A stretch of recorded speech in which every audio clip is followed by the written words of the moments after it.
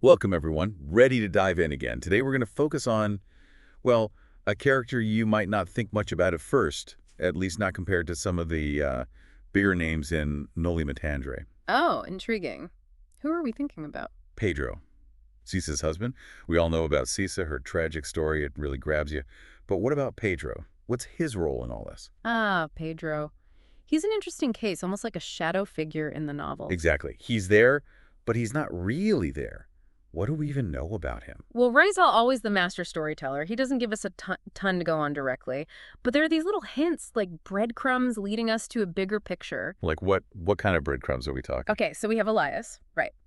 At one point, he mentions Pedro having to run away, fleeing after some unpleasant encounter with the authorities. So right away we see Pedro's caught in this system that's stacked against him. Exactly. And then we have those moments, when Caesar's remembering him. Yeah, those are heartbreaking. She talks about him being kind, loving. Right, but then we also get this sense of him gambling, neglecting his family. It's a stark contrast. It makes you wonder what happened, right? Like, was he always like that, or did something change him? That's where the historical context comes in. We got to remember the Philippines under Spanish rule wasn't exactly a land of opportunity for Filipinos, especially farmers like Pedro. Makes sense. We've talked before about sources like Constantino's A History of the Philippines and Scott's Barangay, right? Yeah. They paint a pretty grim picture. Totally. Friar estates controlling all the land, abuse of power running rampant. Guys like Pedro, they were basically trapped. Trapped how? Limited economic prospects, constantly living in fear of the authorities.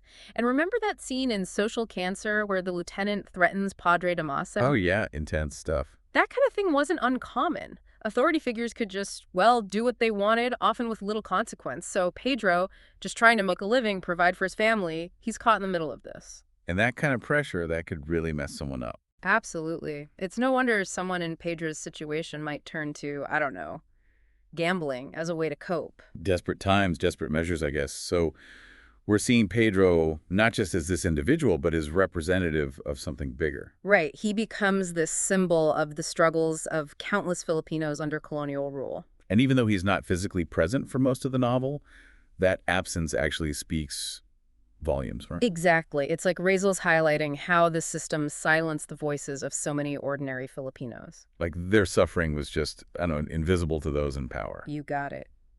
And understanding Pedro's struggle helps us get a glimpse into that silent suffering, understand what life was really like for so many Filipinos during that era. Okay, so we've started to unpack Pedro's story, see how it's tied to this larger historical context. But how does his individual struggle relate to Cisa's tragedy? How does their relationship reflect the broader pressures of colonialism on families? Well, that's what we're going to dig into next. It's like their love story, right? It gets twisted and broken by all these external forces. Yeah, talk about a pressure cooker. Exactly. Historians like Luis H. Frisia, he talks about this in his book, A History of the Philippines. Filipino families constantly having to fight for the most basic stuff. What? Land ownership, social justice. Their struggle, it kind of echoes what Cisa and Pedro go through, don't you think? Totally. They were probably really in love once upon a time. Yeah, But then, life happened. yeah, life under colonial rule. And we see those flashes of their early love, right? When Cisa remembers Pedro being kind to her. Right. But then the darkness creeps in. It's like those good memories get tainted by everything that comes after. It's not just one thing either, right? It's like Yeah. a whole bunch of factors piling up. Like what? Lay it on me. Economic hardship, duh, that's a given. But then you also have this constant fear of the authorities, the threat of violence just hanging over everything. Like despair becomes the air they breathe. Exactly. And that kind of atmosphere can really tear families apart. I mean, who can thrive in that kind of environment? It's almost like the system itself was designed to break them. Yeah, you hit the nail on the head there. Strip them of their dignity, their hope. What are you going to do, right? They're gambling. Hey, look, I'm not saying it's right, but for someone like Pedro, it's like, what else is there?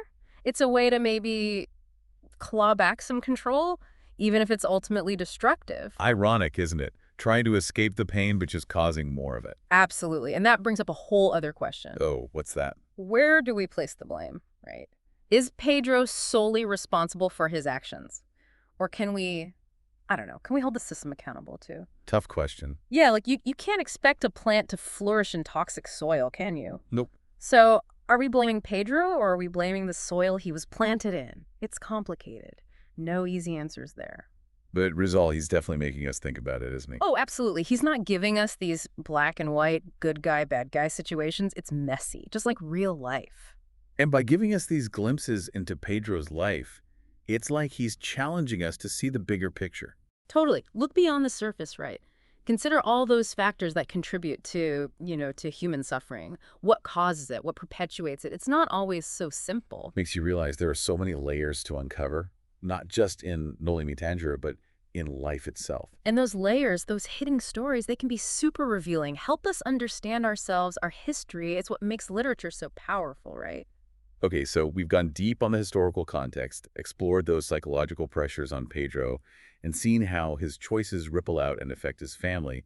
But there's another element to his story, right? You mentioned it earlier, the absence, the silence, the way he kind of fades into the background. Oh, yeah, Pedro, the ghost in the machine. We'll explore that a bit further. What does that invisibility tell us about the Filipino experience under colonial rule? Yeah, it's like we catch glimpses of him, but then he's gone again. Almost like Rizal is saying, hey, pay attention. There's something important here, even if you can't see it clearly. Right, and that ties into what Constantino was talking about in The Tasks at Hand. Remember, he was criticizing how history tends to ignore the everyday Filipino, the ones who aren't leading revolutions or making headlines. And Pedro, he fits right into that. He represents those untold stories, those lives that were disrupted, silenced by this massive system that just rolled over them. Exactly.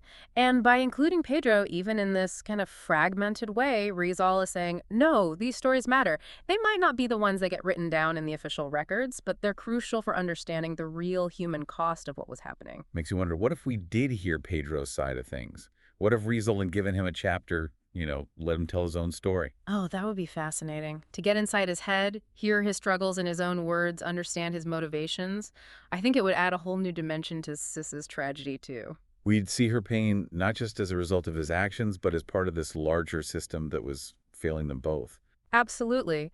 It could even make us rethink those traditional narratives we have about heroes and resistance. We tend to focus on characters like Ibarra or Elias, the ones actively fighting back. But what about someone like Pedro? He's just trying to survive, to keep his head above water. Does that count as resistance too? That's a good question. Like, is simply enduring, holding on to your dignity when everything is trying to strip it away, is that a form of resistance in itself? That's deep. And I think Rizal, by leaving Pedro's story largely untold, he's kind of nudging us to think about that. Right. He's challenging our definition of what it means to be a hero. Maybe it's not always about these grand gestures, these big pronouncements. Sometimes maybe it's just about getting up every day and facing a world that's determined to break you. Absolutely. It's those small acts of resilience, those everyday struggles to hold on to your humanity, even when it feels like everything is against you. And that's something we can all relate to, right? Whether it's dealing with societal pressures, personal struggles, whatever it is, that fight to stay true to ourselves, to keep going. It's universal. I think that's one of the things that makes Noli Me Tangere so powerful. It speaks to these timeless human experiences, these struggles that we all face in one way or another. And Pedro, even in his silence, he becomes a symbol of that. A reminder that there are always stories waiting to be told, perspectives we need to consider, even if they're not always easy to hear or understand. Well, I think we've covered a lot of ground today. We've gone from this seemingly minor character, Pedro, to exploring the complexities of colonialism, the struggles of everyday Filipinos, the nature of resistance. It's amazing how much depth there is to unpack here. It's like peeling back the layers of an onion, right? You think you've got it figured out, and then there's another layer and another. And that's what makes this so exciting. There's always something more to discover, something new to learn. Exactly. So to everyone listening, keep exploring, keep asking questions, and keep seeking out those hidden stories. They're out there, just waiting to be found. And who knows? Maybe you'll be the one to bring them to light. Thanks for joining us on this deep dive into Noli Me Tangere. We'll see you next time. Bye.